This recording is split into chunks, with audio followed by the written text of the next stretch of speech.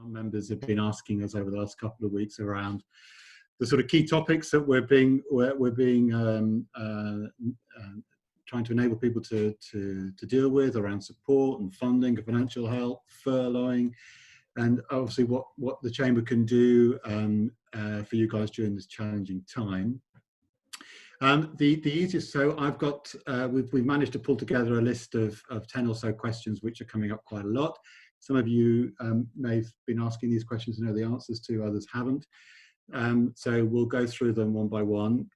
If you guys have got any particular point to make or anything you'd like us to expand on or anything you'd like to know more about, the best way to do it is to click on the raise your hand function within Zoom that enables us to then sort of go back to you. Otherwise we end up with that sort of collection of voices and we all feel like we're stuck in an echo chamber. So we'll try and get through all of those, or use the chat function.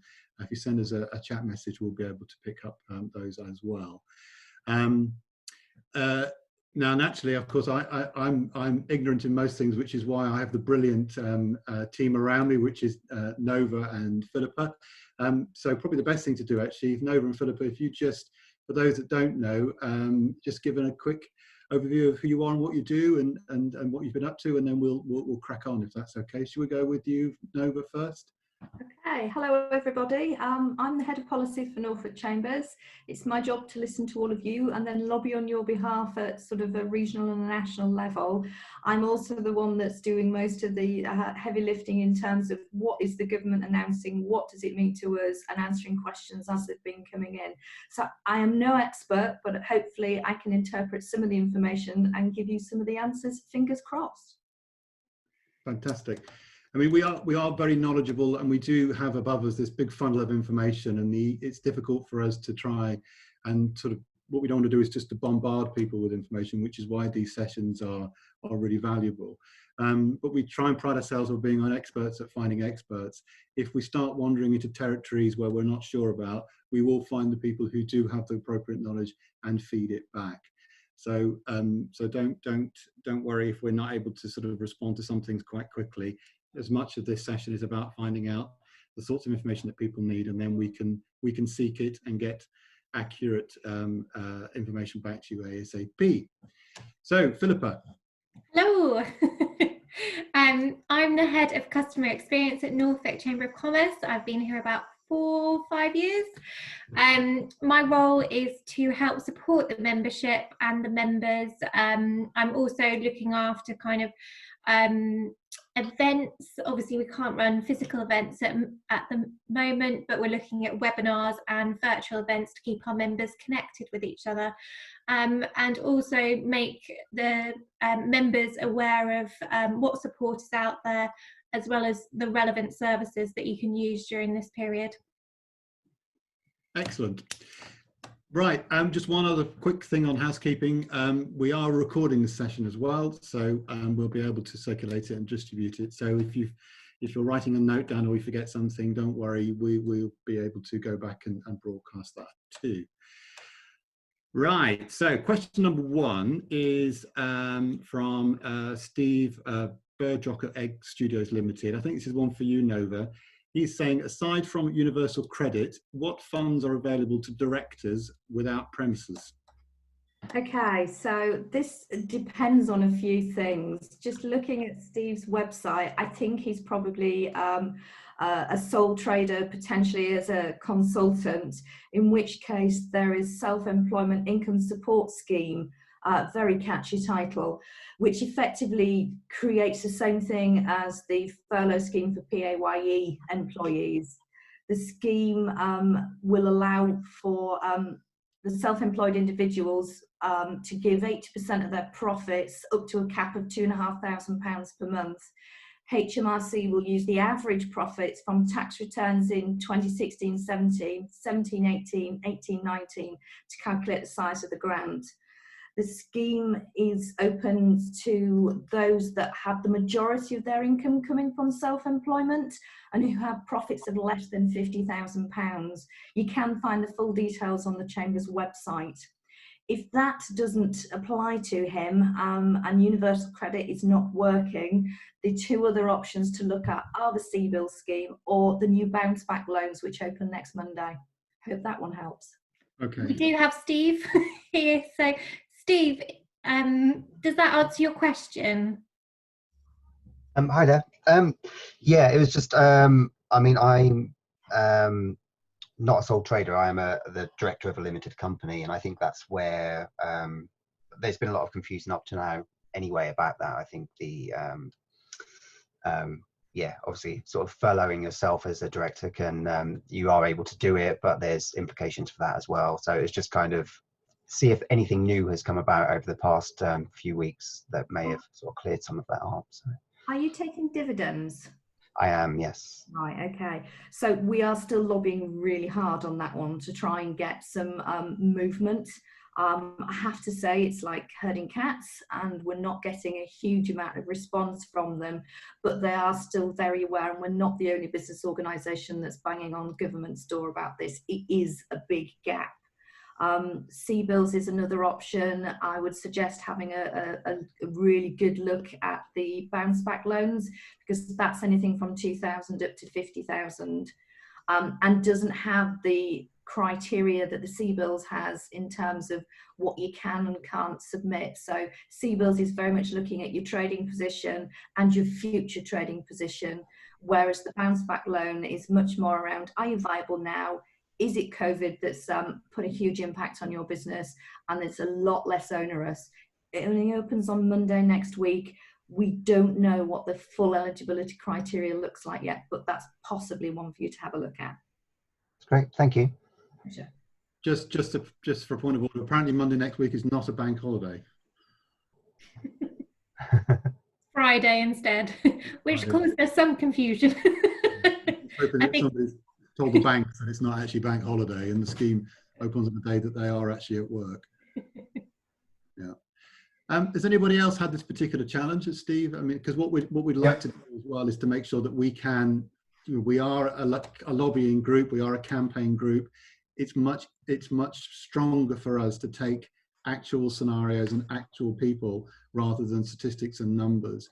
The politicians and the people who are in their kind of enabling position tend to listen to those real life stories and those real life examples much more than they do just diagrams and notes on a sheet. So it'd be good to know if anybody's got any comments at the moment or is able to sort of tell us their particular challenges so we can take those forward. Talking to the British Chambers this morning, they're trying to put a proposal together to take to government as to a potential solution for the directors' dividends situation. The more case studies we can provide them of ordinary businesses, not the big fat cats, not your footballers, your standard average Joe Bloggs business, if you can provide us with a case study to demonstrate why this is a problem for you, then we can add to the case studies that the British Chambers are taking to the government, going, here's a proposal of how we think you can fix it, here's all the examples of real life people that are in this situation. I think the biggest thing that would help Nova is that if they were given a very quick 101 lesson in business, in that dividends are paid out of profit, which is taxed, and that then dividends are taxed. Because I think that's the biggest kickback so far, is that we've seen MPs and members of the House of Lords labelling owner-managed directors as tax dodgers. The biggest and that's challenge, why they're not prepared to help. The biggest challenge we've got at the moment is the government is playing safe. So how can they take the risk out of what they're proposing? And at the moment, they can't find an easy way to corral the dividends and make it sort of very definitely black and white in terms of what they can and can't do, which means it is a lot more difficult. At the moment, it's sat very firmly in their too difficult to answer pile, and we're trying to get it off that. And I think this is certainly some of the challenges that we've had when governments and authorities launch effectively a one-size-fits-all scheme. Of course, one size does not fit all. And what there needs to be within that funding and within that round of capital that they release is the ability for discretionary payments to be made from the funds. So we need to find these scenarios and these cases where we can say this is where a discretionary fund needs to be applied, because it quite legitimately falls out of the one size fits all. Now that might come from government, or it might come from some of the organisations that have been given cash to distribute, like the local authorities or like the LEPs. And I talk every other day with all the local authorities and all the LEPs, firstly to see where they are in distributing the funds that they've been given to distribute, but also to campaign hard to get the cases in front of them, so they can campaign to hold on to the money that they've got that's overspent, and start to find ways of doing what I'm effectively calling Plan A's and Plan B's and Plan C's, so we can get as much support into the business community as possible. So Chris, actually staying with you, because the next question is from you, and I perhaps need a little bit more clarification on it, because I'm not sure if I understand it correctly. You've asked, for members trying to switch to online or takeaway models, any help could the Chamber facilitate in problem-solving panels? What actually is that question about? That's a good question. How long ago did I write that? And how many webinars have I been on since? I'm sure I had a genius intention. What was it? I think it was around you guys facilitating access to expertise. So like you said in your intro, Chris, if you don't know the answer, you'll probably know somebody who does. But is there an opportunity to kind of leverage the expertise of Chamber members to help other Chamber members problem solve? Which I know is kind of what you're here for day to day normally, in a kind of a crisis management. When everybody's got an idea, can we quickly troubleshoot it, quickly advise and guide, a bit more dynamically than perhaps we have done before? Yeah, absolutely. And what I'll do is I'll come on at some point to under the banner of recovery, as to how we can take businesses forward in the process of recovery and restart, and then back into a model of growth. But from our perspective, as you know, one of the things you and I have spoken on more than one occasion about the modernisation of an organisation like a Chamber of Commerce, and it's best described I've best described it as finding a more accurate balance between the physical things that we do and the digital things that we do. The physical element being actively being, out and about at events and meeting businesses and environments where we can actually speak to people and see people in real life. But of course, all of that activity is shut down and will remain shut down for a while. So, we have been planning quite a while about how do we move into a virtual space. So we are on the front foot, I think, a lot more, because that's actually been part of our modernisation and our transition. So within the next few weeks, we'll start to really be ramping up about not just the headlines around what kind of virtual events that we could do. It won't be taking what we do physically and putting it in a virtual way, because that would be a bit peculiar, but actually thinking about webinars, seminars, ask the experts, but also some support functions around actually how do you work in this new space? How, what is from one end of the scale, what is etiquette, and the other end of the scale is how can you actually split your time and maybe even your staff's time between online learning and transferring knowledge and understanding, and actually being able to sort of accelerate some of the activity that's been planned around being able to use virtual environments to ask questions, understand things, and then take that action forward. So we're slightly on the front foot because it's been part of our modernisation programme, but what we've got to do is accelerate it quite quickly, and that's kind of what's happening in the background at the moment.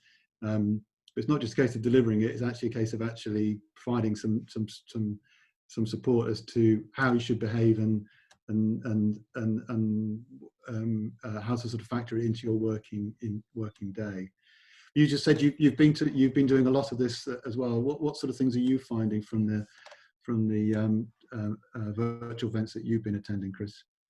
A complete range of competence in running them, from the genuine beginners that are struggling through to the show-offs that really know how to use the tools, and everything in between. Interesting, not unpredictable levels of engagement. Mm-hmm. So I think the busiest webinar or session I've been on, I had over 100 people on it. The quietest was 3, the hosts and me. And it was, yeah, you name it, it's happening, and it's not predictable. So it's not about time of day. It's not about what particular organisation. People are either in the right place to see it, or they're not. Some are promoted and don't get seen. Some aren't promoted and well attended. It's weird. It's weird. I just thought that whilst people are taking the time to think about that cliched phrase, working on their business rather than in their business, all these weird and wonderful ideas and creativity is being sparked, and how do we help everybody nurture that along and turn things into action? That was the intent of the question, Chris, but keep on keeping on. You guys are doing a good job. Thank you. I mean, there's lots of things. It's a very interesting space. I mean, the genie is out the bottle in terms of the use of technology that was starting to have a bit of an uplift, and now you've seen it accelerate. And it's where we settle back down to, but we won't go back to the way that things were. But it won't be sort of 100% sort of online working, and we'll never sit in an office again, because that's not realistic. But there is a value to be had from virtual meetings, and there's a value to be had from virtual platforms being able to expand and share knowledge, as long as it's relevant and as long as people have got the mechanisms and the time and the support to be able to work in that space. And I was on a meeting, Steve, I think you were in this meeting as well yesterday as well with the skills, was it you? Or have I got, no, sorry. You look very, I was in a skills meeting yesterday, which was a virtual meeting, which was predominantly dominated by the education sector, so UEAs and the colleges, and we're talking about how they are engaging with their students virtually. And they were saying that the engagement levels from the students has gone up dramatically compared to how it is in the classroom. And their sort of analysis is that because actually the age range and the students that they're talking to are far more used to learning and understanding in a digital space than they are in a physical space. We are, well, I am. I'm an old one, but I mean, still the virtual world is still relatively new to me, and I would, I'm more of a traditional. So it's interesting how sort of different people are actually benefiting from actually having their teaching and their learning and their knowledge and their understanding given to them in a virtual way rather than in a physical way. So it's sort of finding where those new levels are, and as you say, in a nicer way, that there'll be some that aren't cutting it and aren't doing anything, and others that are quite interesting. Sarah, you do some online development and work as well. What sort of work are you doing at the moment from Red Cat? So we had a program of training courses scheduled in, and so what we've done is actually we're converting those to web-based, but not just talking to people. It's a mixture of Zoom conversations, but also us having videoed some of the exercises that we would normally do, and then letting people talk through that. And it's, I mean, tomorrow we've got a DSE assessors course that we're running. I mean, that's only got 3 candidates on tomorrow, but that's enough. That's enough to get some engagement. What we were keen is to make sure that the quality of our teaching came through still on a web-based. I also should just add a piece here. I am a student at the UEA as well, doing the exec MBA. It has been, I think, one of the key learning bits for me from that is actually the lecturers need to be taught how to use the software. We can cope with it our side, but actually they are struggling completely from being in their bedrooms and on some dodgy Wi-Fi. So from like Chris, I've attended loads of webinars over the last few weeks, and we've kept a bit of a log of the good and the bad and the downright ugly, and are pitching ourselves in the good box, and learning from other people. Yeah. And I think the role of a chamber in this is to help educate people in the good and the bad and the ugly, as well as actually providing the content. And you know, the other element that we're pushing now is, you know, we've been campaigning for a long time for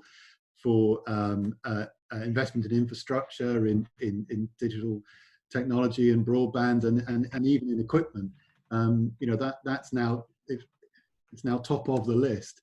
We're not going to go back. You know, businesses and organisations are going to be have seen an acceleration in technology like never before. So you know, we were already on the back foot in some of that infrastructure investment. So we need to get very clearly on the front foot. And just, you know, and I was talking to a retailer yesterday and said to them, look, you know, if your customer didn't have the Amazon app on their phone 5 weeks ago, they certainly do now. So you know, they're not going to go back. That's not necessarily the end of days. It's quite the opposite. It's a different space that you're now working. It's been accelerated, and we've got to educate businesses about how to respond to that before they, as part of their restart program, as well as campaigning for the ability for them to do it. You know, we've still got some businesses that have to go to the library to fill out their tax form because their broadband connection's too poor. It's insane. And Chris, we've got a question from James from Build Charity, who's with us on the call. It's in a group chat. Is there consistency across the district councils in paying grants, as we are experiencing great differences? James, do you want to just talk us through? Yeah, shall I try and elaborate on that one a little bit? Our experience, we're working within Norwich City Council at the moment. We put in an application for one of the small business grants and some rate relief 3 weeks ago. I've heard nothing. I'm associated with another charity in North Norfolk. We didn't even have to apply. They came to us and the money was in the bank within a week. Yes. Is that typical in Norwich? I'm seeing lots of nods now, so it might be. And I think it's do we just keep chasing?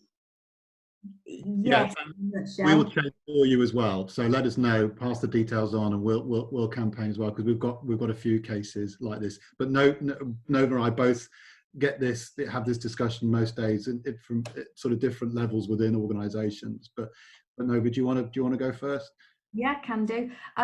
Effectively, every local authority has got a slightly different way of approaching the grant situation.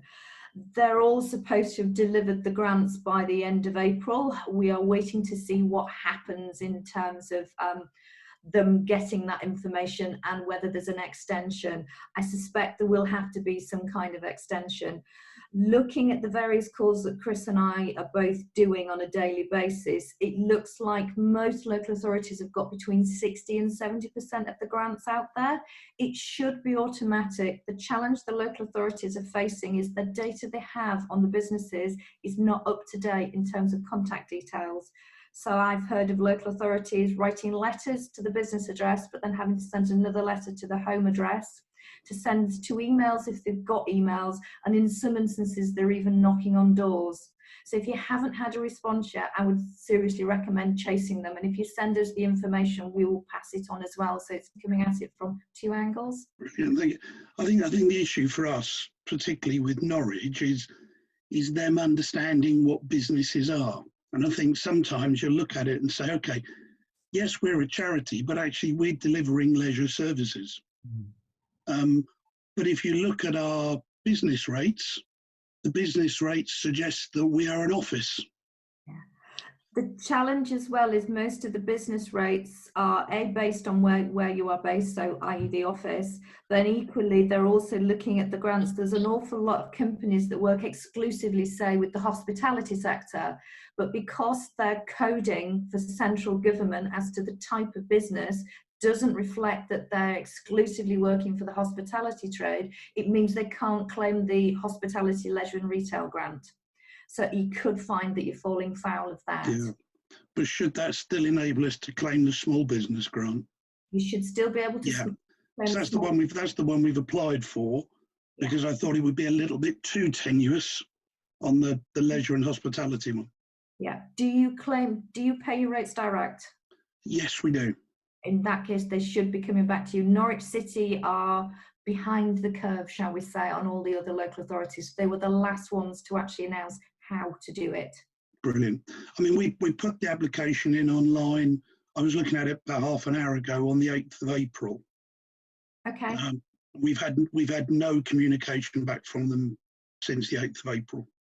They are behind the curve, they are short-staffed, and they're absolutely inundated.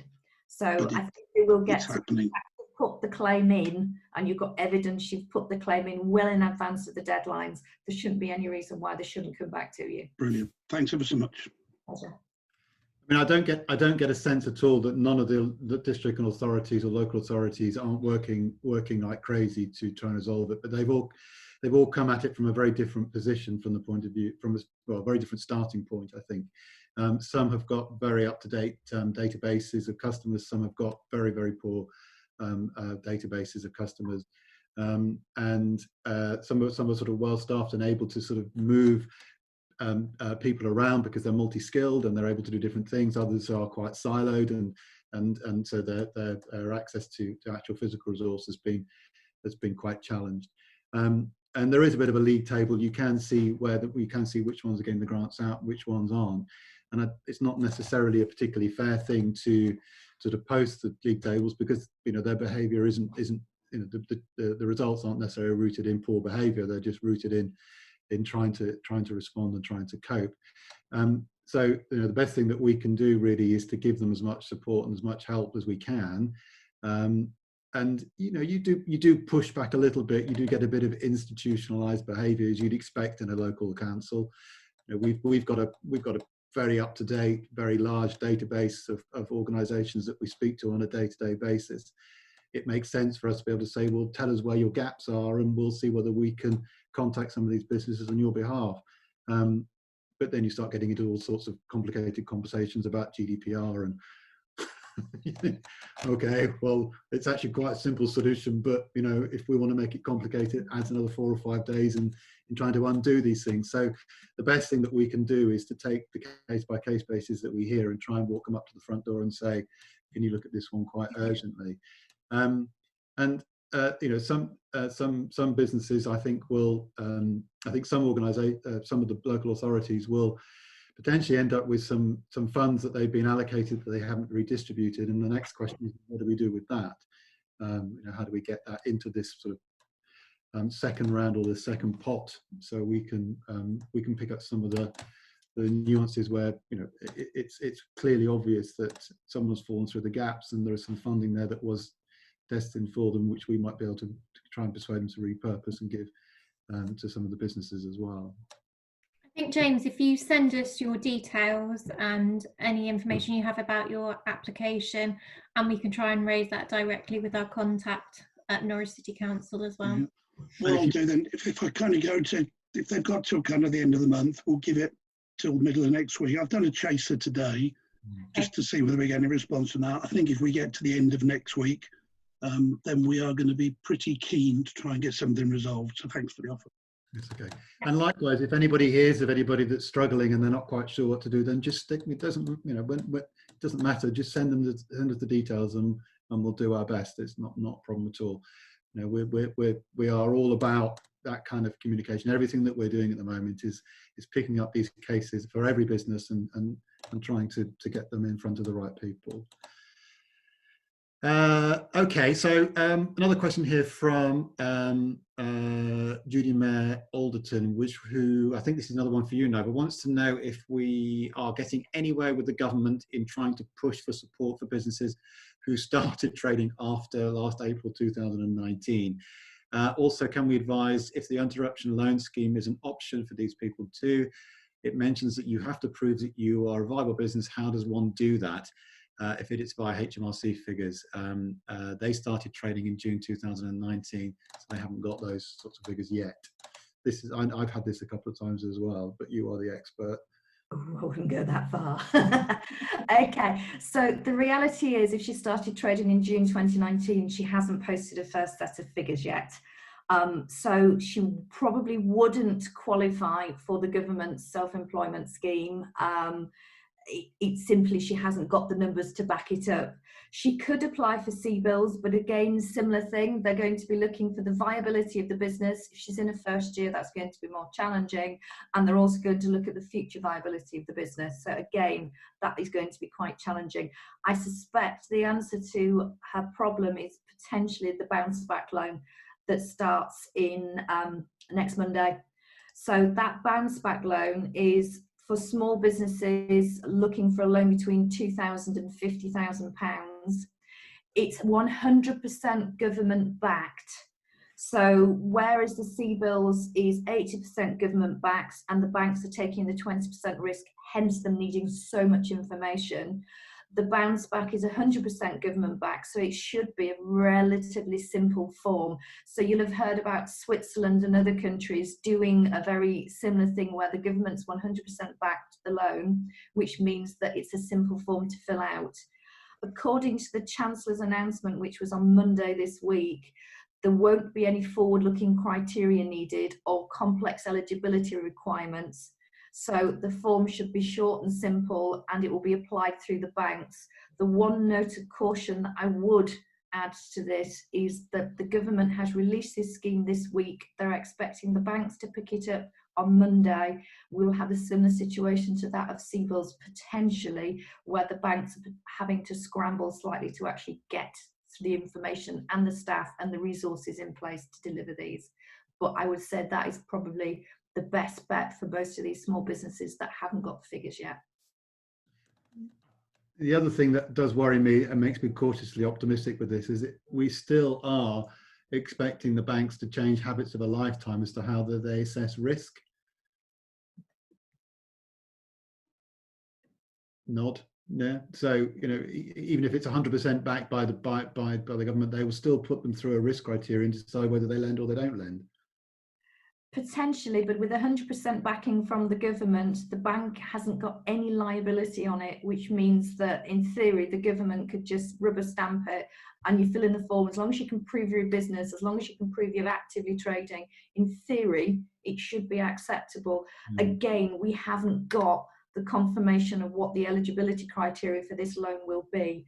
I would suspect we might see some of that potentially Friday night, Saturday, ready for Monday morning. But equally, the government could release the eligibility criteria on Monday morning. As soon as I've got the information, I am scouring the government's website on a daily basis trying to find this information. It's not there yet.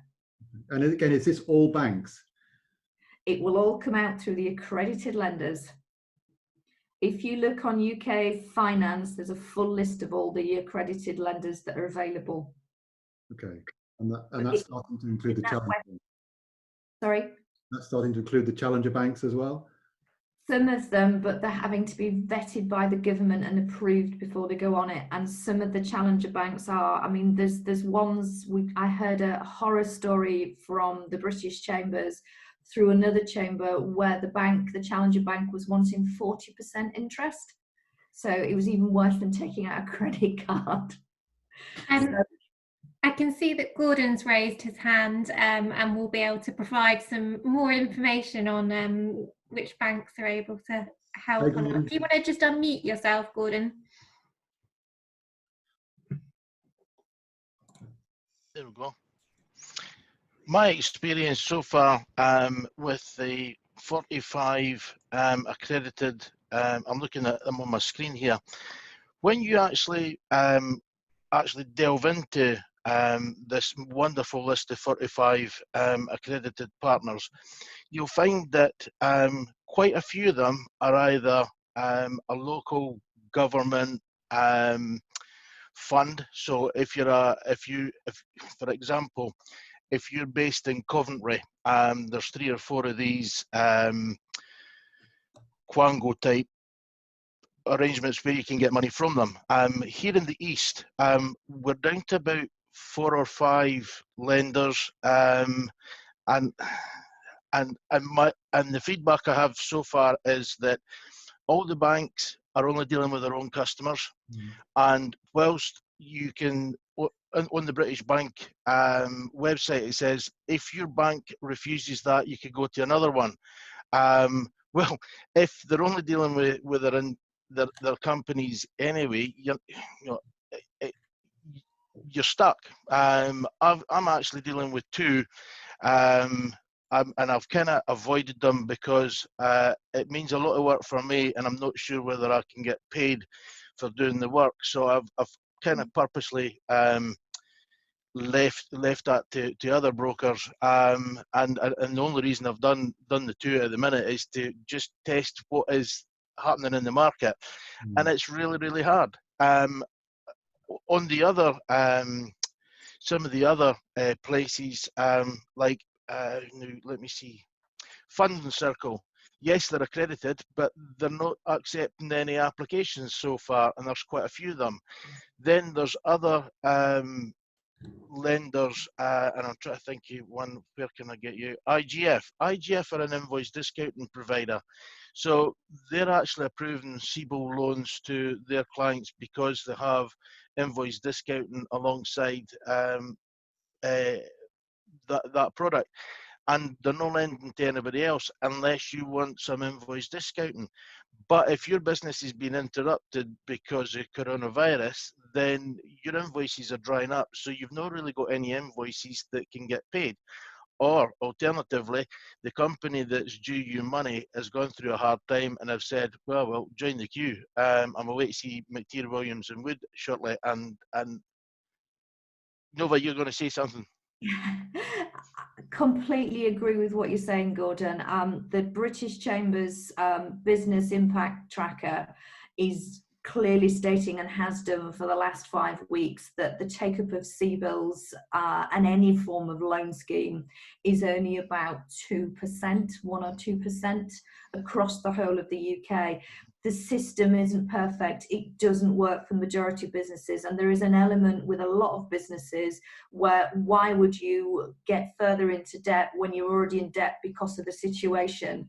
It is a challenge, and every business is going to have to look at what is best for them, but completely agree that most of the list of accredited lenders are, as you've already highlighted, not appropriate for most businesses, and you are back to your high street bank. Yeah. With one of the CBIL loan that I took on was an estate agent, and their annual accounts go to the end of October. So November, December are generally quiet months in house sales, and so is January and February. So their management accounts up to end of February has got a whole load of costs through, but not a huge amount of properties that are included. So when I went to Barclays Bank and said, look, here's the situation, provided them that all the information for the previous years, and they said it doesn't debt service. And I said, well, it does debt service. They went, no, we look at dividends and we take that out. So they're bringing in, they're measuring things in that they shouldn't be measuring, and they're just putting things in there. For me, it's just a slow no. Yeah. If you can give me an example of that we can add that to the weight of the businesses that we are taking case studies to the national level, going, this is why nobody's taking up the offer. This is, and we're hearing it from all over the place, that the banks are effectively acting independently, and they're bringing they're interpreting the criteria themselves. There's not a standard interpretation. It's too vague. I'm going to suggest, sorry, Gordon, I'm going to suggest a couple of things here. I think thing one is, if you've got some data that you don't mind, or got some information, some case studies that we could talk about, that would be brilliant, and we can talk about them offline. But also, I think we actually need to try and find as many organisations that we think are falling through the gaps with some of these schemes, bring them into a forum like this, have this debate specifically around funding, and then take that debate, again, the real people with real stories explaining the reality of the situation they're in. Take that collateral up the line to the organisations who, as far as the numbers are concerned, think that they're doing okay. We are the feet on the ground and the voice of the organisations that say, well, in some cases you are, but in many, and it is many, that's not the case, and here are those stories. I do think that banks are lending and CBIL loans are being approved, but I would like to know in which sector, and I suspect it's the 10 million or the 5 million turnover and above, where the companies have got long track records and they got strong balance sheets. But what we're talking about here is the greengrocer, the estate agent, the plumbers and the electricians who are self-employed, and they found that, you know, builders, they've not got any work because they can't go into people's houses, and it's these people who are getting pushed away, and I want to fight for them. Yeah, no, absolutely, and that, I have to say, that's one of the things that worries me the most. And the thing that worries me more is the sort of carte blanche catch-all comment that I pick up, which is, well, they probably weren't very strong going into this, so, you know, were they going to survive anyway? That's utter rubbish. You know, the businesses fail for all sorts of different reasons, all sorts of different ways, but failure rate's quite low. You know, if that's being accelerated, then clearly they were in a strong position going into this, but you've decided to put them into the wrong category and decide that they didn't, because of the way that their accounts are managed and the sheer complexity of the seasonality of their business model. It needs to be looked at differently. That's and it's good businesses that are not getting the support or getting the wrong deals that mean that the loan effectively creates a zombie business at the end of it, that we really need to campaign on, not just be told it's a noise to be tuned out. So I think we need to take that. We need to find a way of amplifying those really strong cases. Goodness me, it's 45 minutes and I've spoken far too much, and we're only on question 4 of 10. So, Chris, you've got Adam Goymer's asked a question about capital grant scheme for Broadland. Okay. He says he's seen this for Cambridgeshire and Peterborough, but not for Norfolk. Can we shed any more light on what this scheme provides? The short answer, Adam, is no, I can't shed any more light on it. I would suspect there's an element of this is from Cambridgeshire and Peterborough Combined Authority, who have a large pot of money that they've potentially allocated to do some kind of capital grant scheme. I would suggest you potentially need to be talking to the New Anglia Growth Hub, because they may be able to provide some information on the various grant schemes that are available in this region. Their telephone number is 0300 333 6536. There are. Am I putting that in the chat, Nova, if that's okay? I can do that. Brilliant. There is talk of replicating a capital grant scheme, and the LEP are talking about it at the moment. The challenge they've got is actually giving it the right amount of money. They have got some money floating around, but it's potentially not enough. It's not going to go far enough. So they don't want to put a scheme in place until they can properly finance it. So it will be good to know, Adam, if there's a particular concept or a particular need that you would have, and how it would work.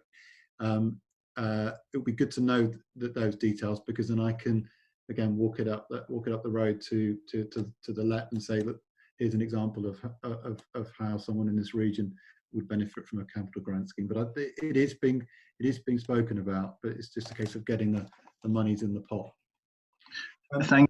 Thanks for that, Chris. Sorry, I haven't got my camera on just because I'm eating my lunch. I want you guys to see me eating my lunch. But yeah, so I wanted to really know a bit more about what it provided as a scheme in itself, because I got it forwarded from our PR agency, and it's not very clear whatsoever what it actually provides. So it's more of an inquisitive nature of mine to find out more about it, because I'm looking at all the schemes that we can possibly go for at our size business. Yeah, just looking at that, I just wondered whether we could apply for it and what it actually provides, because it's not very clear from the Cambridgeshire and Peterborough one. There's a couple of variations that I've seen. I don't know particularly about the Cambridge one, but the variations that I've seen, there's one grant scheme that is a sort of a quick access to finance while you're waiting for other grants to come through that you may have already been in the pipeline before COVID-19 hit. So if your application for finance for growth, for example, was already being considered, and that's now being delayed, then it's a sort of sub-grant before the other grants come through. So there's sort of nuances around that. And then there's other sort of grant and bonding schemes where your repayment is based upon growth and dividends as opposed to just a straight repayment. There's various variations of it, but I don't know particularly what the Cambridge one is, but we can certainly find out. Yeah, that'd be great. Thanks, Chris. Let's say I haven't met any of you guys before as well, so once I finish to eat my lunch as well, I'll pop my face on. But yeah, lovely to meet you all, and yeah, it's one of the great forums that I've been on, because being in tourism, there's a lot of lobbying going on for 0% VAT and insurance, because we have business interruption scheme, but yeah, so far we haven't been very lucky with that. And yeah, part of ALPA, which is doing a great job, as well as NAFAM, which is the National Farm Attractions Network. They're both really, really good and working together. And we're getting through to the various MPs for our industry. So we seem to be making headway there. But yeah, I won't talk anymore because I'll send it in a message. I think the tourism, it's one of the loudest voices, quite rightly, at the moment, and certainly from some of the surveys that have come back, it gets the most traction. But I've got to ask Adam, what's for lunch? What's for lunch? Chicken sandwich, some crisps, and some fruit. Oh. Nice. Good. Might be 5 a day in there somewhere. Good. And a beer. Whoops. So we all believe the fruit, don't we? Adam, we're looking at running different networking events. Would us concentrating more on sectors, so having a tourism kind of discussion help, do you think, with members in the sector? I'll never say no. I think the Norfolk and Suffolk tourist attractions, so Peter Williamson's the chairman at the moment. He's doing a great job rallying the troops together, all the various different tourism businesses to talk about what's going on. We've got a fortnightly call. I'm attending about 6 different Zoom calls a week, and then another couple every fortnight. So there's a lot of good information sharing at the moment. Visit Norfolk, so you've got Pete Waters. He's doing a lot at the moment. As well as Visit East of England, so you've got I think he's the chairman of Adnams. He's one of the guys that Pete Waters reports into. So a lot's going on. So Pete Waters and Peter Williamson would be 2 very good individuals to speak to get more voices on board from tourism. Yeah, absolutely. Thanks, Adam. Share any of those events with us, just so we can let other businesses in tourism know about them? Yeah, sure. What I'll do is I'll forward you on Sophie, who's basically the secretary of the NSTA group. I'll forward you her details, and then Pete Waters directly as well. I'll give you his details, and perhaps you can do it directly from there.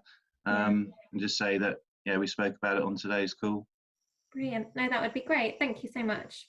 Philippa, staying on the subject of networking events and events in general, one of the questions that we had was somebody who said, I used to attend a lot of networking events with Chambers and other spaces. How can I network during lockdown?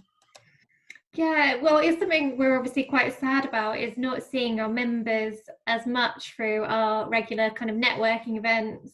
We're not having as many full English breakfasts either. Obviously because of lockdown and social distancing. So what we've tried to do is we've got kind of a program of online events running.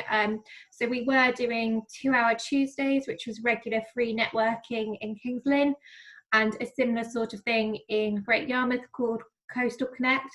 So we've started to replicate those as virtual events, a bit like this, and have a bit of a discussion.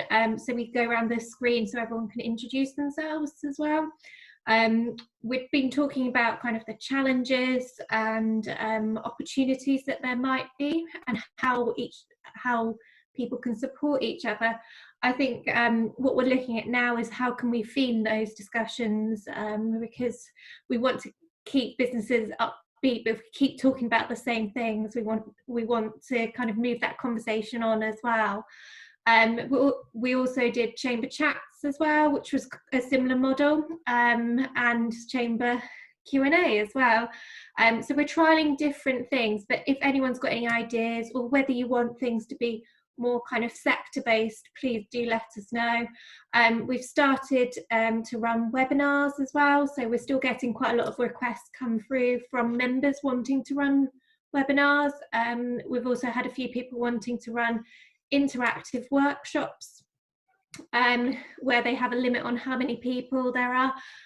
Webinars are quite different. They can be quite impersonal. They're more informative, where the speaker speaks for an hour, whereas interactive workshops, you can see the person, it's more of a discussion. And I did view a panel discussion that I think it was Celeste, Barclays, Indigo Swan and the UEA put on together about employee wellbeing. And I thought that was really well put together. So we might look to do kind of panel discussions about a particular theme with different businesses involved as well. So we're kind of open to trying anything new. We hope we're not kind of doing too much and everyone's getting a bit fatigued of webinars and online events. But yeah, as much feedback as we can have really from our members.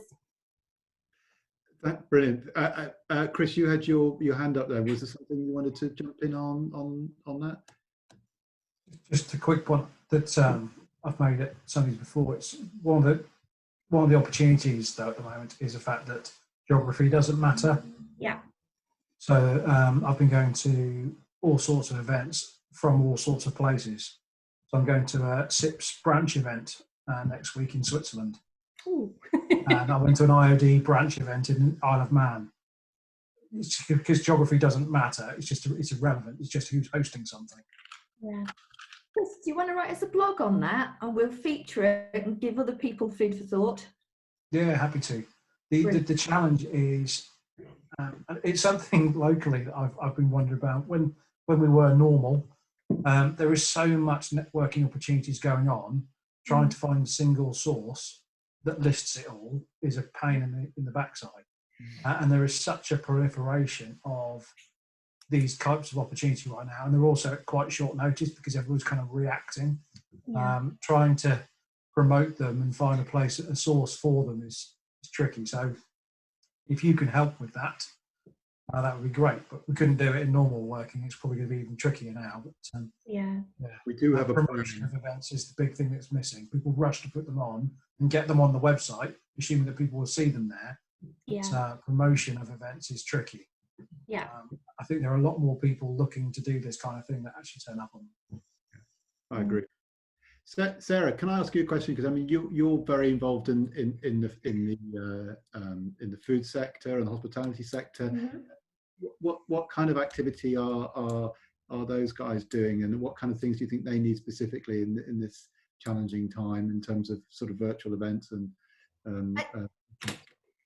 We've been communicating, just so everybody knows, I'm the volunteer chair of Proudly Norfolk Food and Drink. So been doing quite a lot of work supporting the members. We're planning a similar thing to this, a Zoom sort of getting everybody chatting and hearing their stories. So far we've done work via email, and we have a closed Facebook group. So we're chatting away, networking, asking questions. People are building relationships, and there's a lot more collaboration going on. So the community feel is growing and growing, and it just makes your heart burst. So it's just trying to find what the members want, and not treating, I think we've said this before in this session, there is not one size that fits all. So you have to try different things to make sure that it fits everybody. Some people want a phone call. Some people are very happy with a Zoom session like this. Like Chris, with my other hat on, I've attended events in Hong Kong and in LA over the last week with fellow office building owners. and we're trying to establish some best practice of how to return to work. And it's been great sharing some of those scenarios with other people. So to answer your question, it's a lot of things, and I don't think you can do too much, because even if you pick up a few people, it's of massive benefit to those few people. So in this massive world that we are now working in, wouldn't it be great if we had people from Switzerland and LA coming to some of our chats in Norfolk? You know, because we now have this huge virtual trading world that we can be talking to, and we've got some really exciting, interesting things to show. Steve, you certainly see the insides of politics within organisations. So one thing apologies for bringing the other lot in here, Chris, but one thing I found fascinating at the IOD events is that all the regions, with the exception of London, promote all the other regions. London only promotes itself. It's really weird seeing the internal politics of stuff. It is. But you're right. But it takes people to spread the word. It does. Because at the moment, word of mouth is what's promoting. So we need to get out there and go to Hong Kong and LA and Switzerland to say that we're doing stuff over here too. Definitely. I was Steve, a British. Philippa, I think Steve had his hand up there quickly.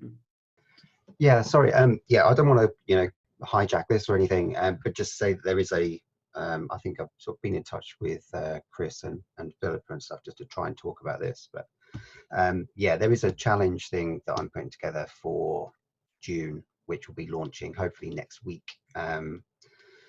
Not so much, putting people together in a webinar like this, but getting people talking about their businesses and, collaborating together on with a hashtag and a group, and everyone talking about their businesses, getting to know their business, and also telling people about the person behind the business.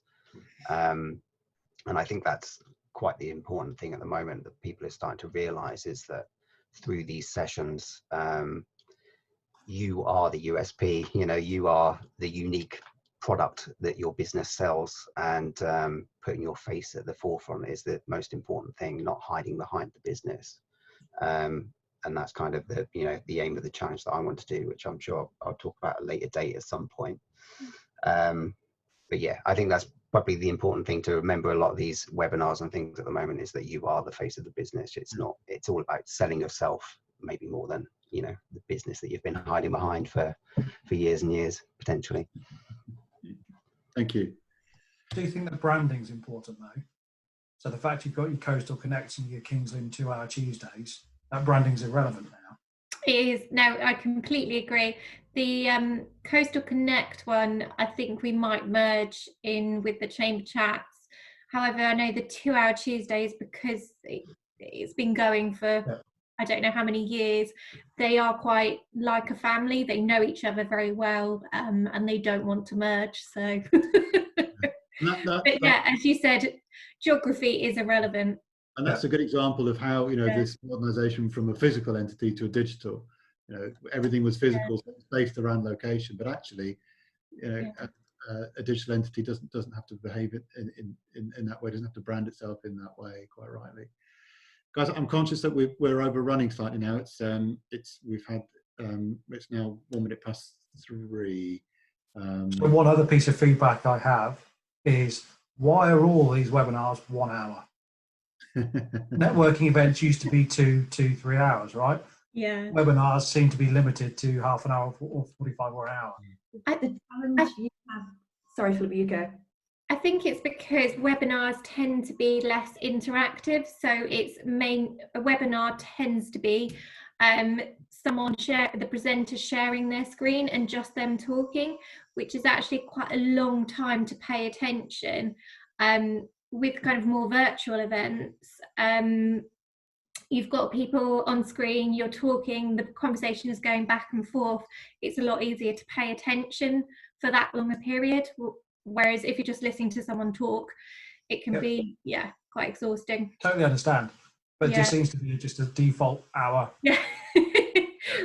When we've been trying to get our webinars up and running, we've been asking people, okay, how long do you think it's going to take?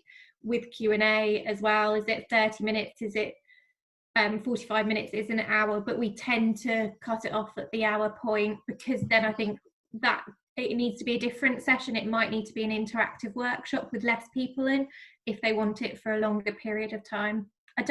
Sarah, what are your views on that? Most people have a very limited attention span, she says, having just about come off her phone. And typically in a taught session, we would say 45 minutes. What we're finding from a health and safety perspective is people are getting Zoom headaches because they are concentrating so much, and there is this massive fear of missing out at the moment as well. I've been attending some health and safety stuff this week, and they are down to 45 minutes. 30 minutes of the person presenting, and then 15 minutes of Q&A that they have taken during the session. And that seems to work well, but that's a learning. Whereas I do think networking, the social networking pieces that I've been doing have been a couple of hours, and it just then flows. People come and go. And I think the messaging should be around just drop in. Don't feel you've got to stay for the whole 2 hours, because we probably wouldn't do that at a physical event either. As long as the chair is good, then it can work. Okay. Brilliant. Chris, we've got a question from Louise Howlett on the job retention scheme. Do you want me to pick that one up? Yeah, I mean, I'm happy to crack on for a bit longer, but if anybody needs to move to, bounce off and do other things, I quite understand. So Louise is saying at the moment the job retention scheme only runs until June. I'm concerned that in the construction, working at social distance will mean that a very slow return to work. We are effectively closed down on our heating installation work. We try to work to do it safely, but of course cannot work from home. I mean, do we think the job retention scheme is going to go beyond June?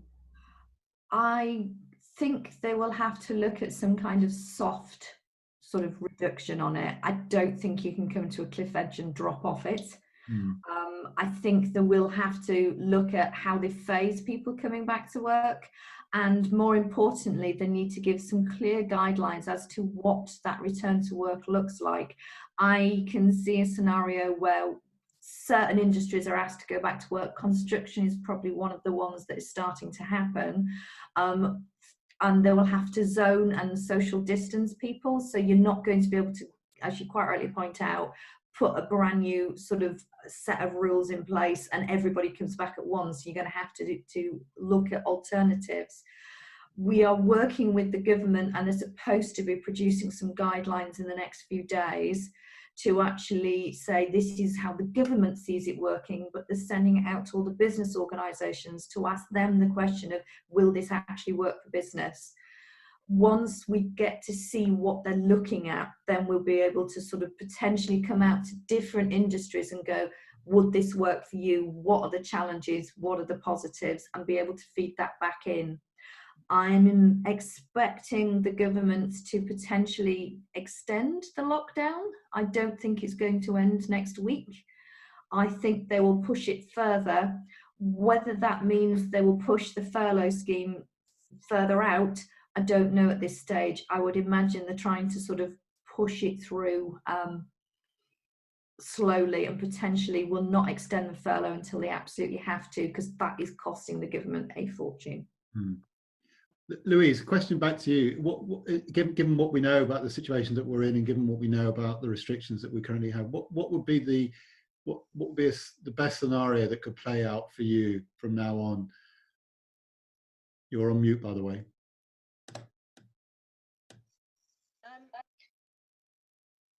It's very tricky to call, but we're trying to plan ahead, because we were closed down for a month, effectively because Boris said stay at home, and there was an instant reaction that meant if you weren't essential, there was this misinterpretation where was the construction industry essential or not? Should we stay at home?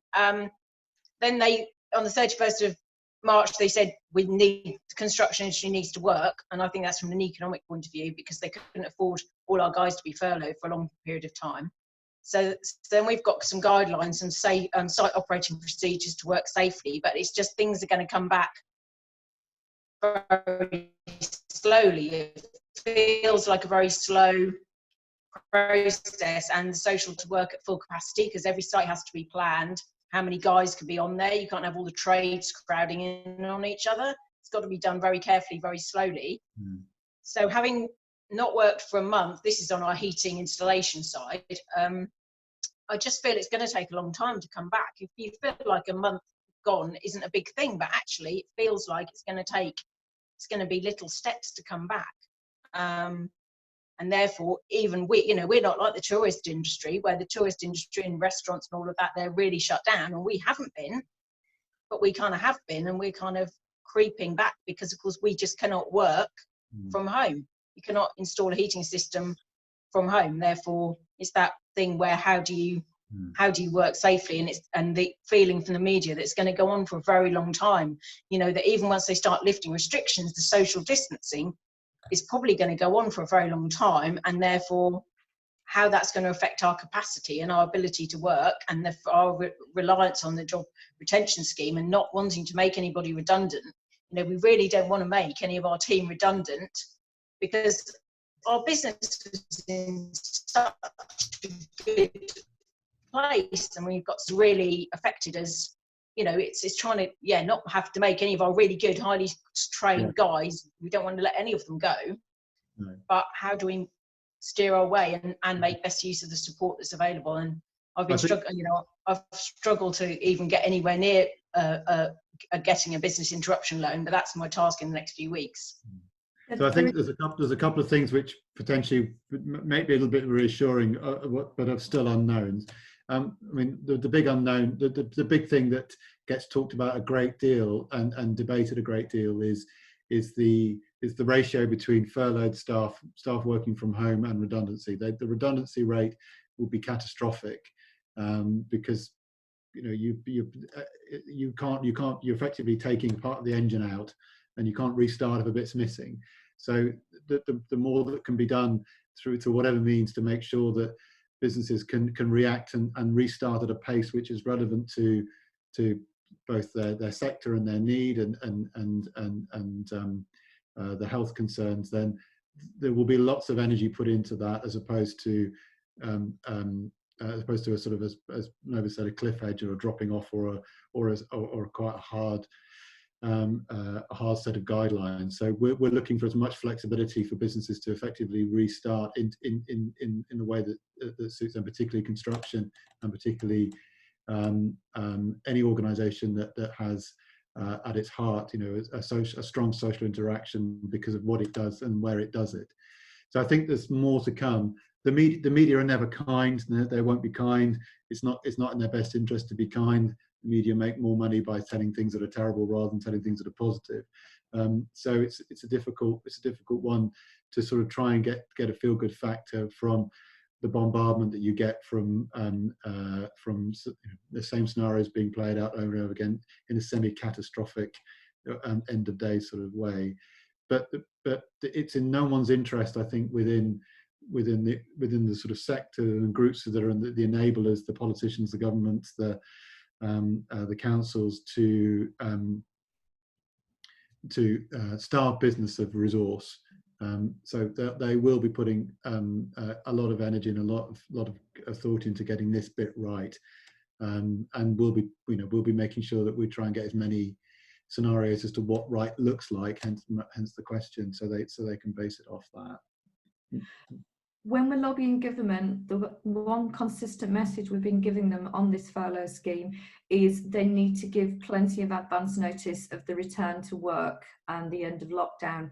They can't announce it on a Friday that we're all going back to work on Monday. It's not viable for most businesses, especially the types of business that you're looking at, because you have to be able to put things in place to be able to bring your people back to work. The other thing that needs looking at very carefully is the PPE situation. At the moment, all PPE is being directed at the NHS and the care sector.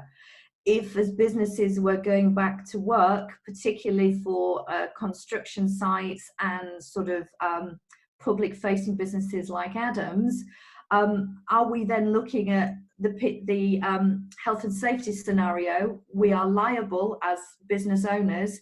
how do we avoid that potential sort of worst case scenario of sort of a manslaughter charge. So we need to look very carefully, and there's also the element from a business perspective that we are not going to go back to work if we haven't got the right things in place. There's going to be a reluctance from the business community, and equally we don't want the press picking up that the business community has gone out and sourced PPE to ensure their workers are safe at the expense of the NHS or the care sector. So it is a very fine balancing act, and we are putting all of this to government at the moment. Sarah, did you want to come in on that? And I just wanted to state the experts can't even decide what PPE is the right PPE to wear. So we're getting a completely mixed message at the moment about masks. Are they the right thing? Are they the wrong thing? And if it is a reusable mask, how are we then asking employees to actually wash those? So Adam, jump in. Yeah, this is a big debate in the industry at the moment, and blueloop.com is a very good website for what other countries in Europe are doing, and also in Asia. So we can look ahead to them and see what they're doing. Like Louise and her industry in construction, I mean, we've been in construction a number of years, but now we no longer do new builds. We just have tenancy basically. But there's a lot of talk about screen guards. It's now compulsory in Germany on transport to wear masks. There's another area, supermarkets, that's the other one. Supermarkets and transport is compulsory that you must now wear masks. So we're looking at screens, we're looking at masks, we could look at a temperature gun for all of our staff. That's what they're looking at Disney, because they've got a two-phase plan. It's just like, oof, there's so much information to take in, and I've got to try and decipher probably about 12 bits of information, all which sound brilliant. And then it's listening to all the Zoom calls as well to what you then do. I share the same thoughts and feelings. What should we do? When is it right to do it? Because in the NSTA, Norfolk and Suffolk Tourist Attractions, which is just a marketing group, albeit it still has the key players from all Norfolk and Suffolk in there that run tourism attractions. We're all asking the same question, and we've all got the same thoughts and feelings about why should we be ordering PPE when the NHS can't even cope? That doesn't seem right. And even if there's been moots about opening at the end of June, it's like, well, A, it's not viable, so we need support anyway, and B, it just doesn't seem right. And I think when you look at the inner cortex of your brain, and you look at the facts and figures, and then you look at what feels right, it just doesn't feel right to open up at the end of June for us. We'll just have to wait and see, and I'm not going to stress and worry about the stuff I can't control, but fact finding at the moment. And just we've got good news from the bank. We're absolutely fine, albeit it still hurts. It stops our mega growth plans that I had. So yeah. Sarah, did you want to? I'd unmute myself then, chatting to myself. It was just waving goodbye to Gordon, who's now gone. All right. Chris, in answer to your question about where are the claims open from coming from, it's potentials based on where the current lockdown scheme is supposed to come to an end. So people are looking at sort of what does the future look like? If we had to open, then where do we come from? So it's all speculative. There's no actual data. Precisely, that's my point. It's all entire speculation that people are trying to panic and plan against, when now you see it in the daily updates on the BBC with the journalists asking what's the plan for this day and that day. Government guidance is absolutely crystal clear. There's no confusion. There's a fundamental difference between people who own and run businesses and people who don't, and that is the people who own and run businesses tend to have huge amounts of common sense because it's an acquired knowledge, and you apply it to what you know, and then you offset that against what you're being told and think, well, actually, that doesn't sound quite right. You know, it is common sense to think that this particular problem isn't going to go away until people are starting to talk about cures. So why is anything going to change? It isn't common sense that people will immediately forgive and forget and just think everything goes back to normal. That's not going to happen. So and also common sense in business means that you work on the basis that wishing is not a strategy. You can't just wish these things will be going and will be okay, because that's not how budgets and balance sheets and projections work. So we'll try and work with the knowledge that we've got, but we will always apply a common sense approach to what we think is realistic, optimistic, pessimistic. And what I'm trying to do is to take that common sense and feed it up the line as much as I can, as many times as I can, to say this is what the people who actually genuinely understand what needs to happen are saying, and these are the things that you need to enable and need to back. Okay, so are we? Shall we call it a day then? I think we've sort of gone beyond our time, unless anybody's got any particular burning AOB. Hey, you haven't said anything at all. Is there anything in particular you're looking for? Me? Hi. Sorry, I'm assuming you're talking to me. I was. Yes, Yeah. I am still here. I was just concentrating, listening, taking it all in. I think most of the points that have been raised today have been really valid. I obviously did send a question in to you about I have a tenant in a commercial property in Fakenham, and they've obviously asked for a deferral, not a holiday, of their rent payments. And I was obviously wondering if there was any help from the government that could help me, because obviously I've not got their income coming in. I'm a director at this company, and I'm also self-employed, so I've got my self-employed business that, things I do as well. So it's looking a bit bleak for me by the sounds of it until June, when the self-employed stuff comes out. So yeah. It's quite challenging. The only thing I would say is, can you look at the company that is owning the building and is bringing in, is collecting the rents? Can you apply any of the support mechanisms to that company? I would suggest it's potentially, can you get the rates holiday that presumably you're paying the rates on the building? So can you get the sort of the grants or the rates or that kind of access? And equally, are you eligible for CBILS or the bounce back loan, or potentially just a straight overdraft? Yeah, I think it's the bounce back that I could possibly apply for. And they pay for the rates on the building, so that's not part of what I don't pay that for them. The only good thing is they're in construction. So if you're saying that the construction companies are now starting to filter back into work, that's quite a positive.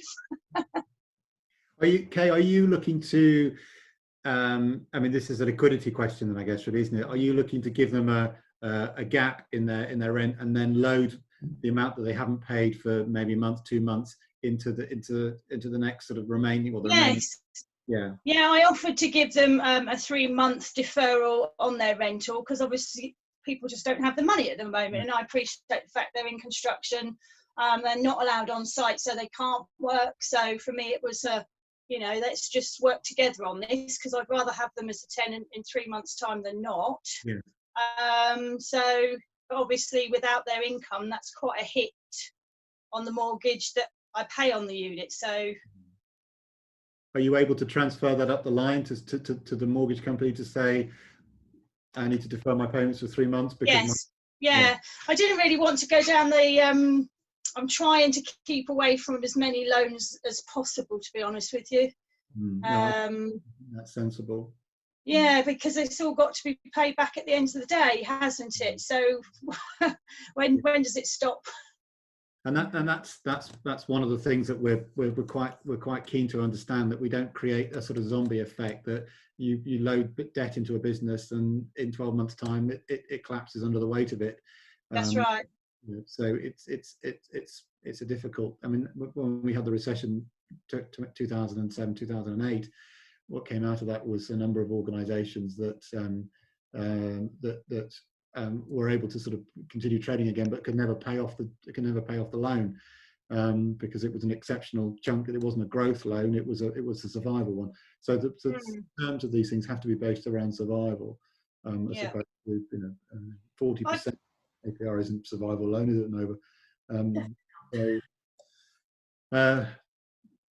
So I think, with the information that I've supplied them with, obviously I've got quite a good network behind me. I've given them all the information that they need to claim the grants and everything else. So hopefully, if I can help them secure some money, because obviously they will need to have something, it will hopefully down the line help me. So fingers crossed. Do let us know how you get on. Yes, I will do. Yes. Harry Nichols, you're the last one that hasn't said anything. Is there anything you need to ask from us? Hi, no. So I'm mainly just trying to, mainly here in a listening capacity, to be honest, if that's okay. I'm just trying to get more of an idea of how sort of the economy is being affected in Norwich particularly. So no, I don't. I'm not a business owner, nor am I in a position where I'm thankfully having to worry about any of these firsthand myself. Where are you from, Harry? I'm originally, what do you mean business-wise? Yes, so I'm with the university. I'm working with a project called Gateway to Growth, or at least I'm working for them, which is sort of the general idea is we're meant to be helping loads of these small businesses connect with the lots of the graduates that we have from UEA, and just try and help both those groups by bringing them all together, improving the relationships between them. It's as with everything, I think in this current climate has been really adversely affected by this, but I just thought this is a good opportunity to hear more about which small businesses are being affected and specifically how they're being affected, because it may be that the sort of the focus of the project shifts slightly, sort of from helping those small businesses get to know graduates to just helping those small businesses. But yes, I'm mainly here in a sort of a listening capacity. If that's not fine. No, Harry, that's fine. Great Gateway to Growth is a fantastic intervention. I'm a strong supporter of it, and I should say that because I sit on their board. Oh, do you? Oh, wonderful. Sorry, that's normally way over my head. I won't lie. That's above my pay grade. But good to meet you, Chris. Not at all. Okay, well, I'm going to bring the meeting to a close, I think, if that's okay with everyone. And I thank you so much for joining and the debate. And it's a huge value to us to be able to listen to your voices and be able to make sure that we're aligned with what we're doing and pass up the line. And of course, we will do more and to be continued.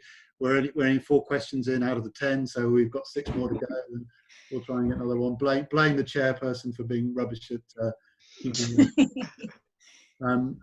just be brilliant, be safe, and we'll see you all again really soon.